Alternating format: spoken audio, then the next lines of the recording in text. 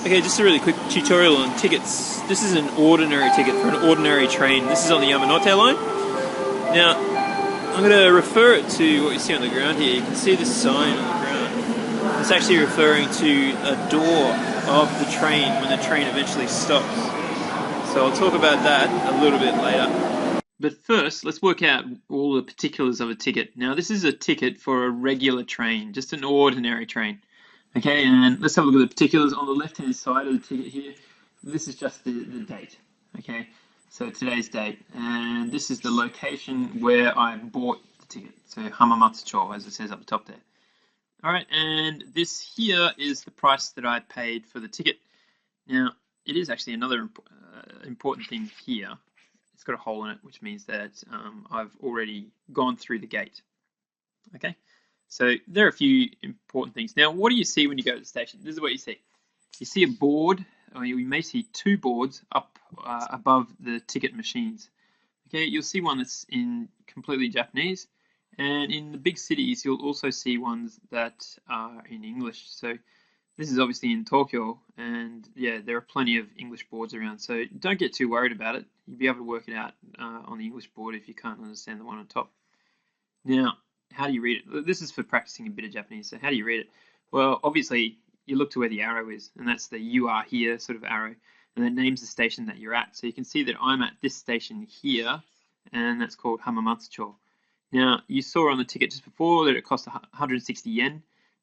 So you can work out, I had some place in mind. I could have been going to one of these two places down here, Osaki or Shinagawa, but I was going the other direction, and I went to Akihabara. Okay, now the thing to note is this, that the "you are here" sign is the point of reference, and all of the costs, all of the numbers are from the point of location to that place. So Akihabara is 160 yen one way to that location.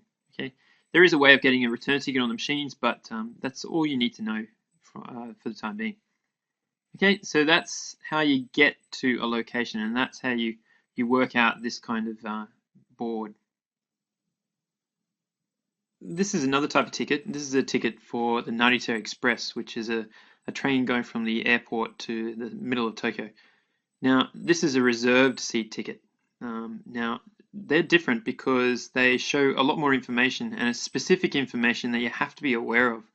All right, now, first of all, of course, it says where you started, and it says where you're going to. All right, and it says the date, and it's down below in English as well. But the most important information that you have to be aware of is actually located just in here. Okay, now the first one here on the left is actually the time in which the train is going to arrive at the station, and in this case it's at Narita Airport. Now you have to be aware that this is to the minute. Okay, they leave at exactly that time. So this time here, 5:44, is when the train actually left.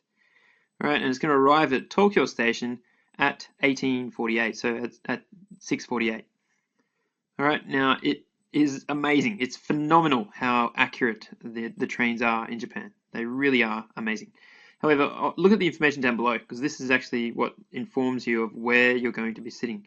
Now, first of all, first information is there on the 2, and that refers to your carriage number. Okay, so I'm going to be in carriage number 2, and then the next one, so that's located, obviously, this is not the same train, but just to give you an indication. Okay, so I'm going to be located in carriage number 2, and I'm going to be looking for seat number 6 and D. Okay, that's the actual seat, 6D.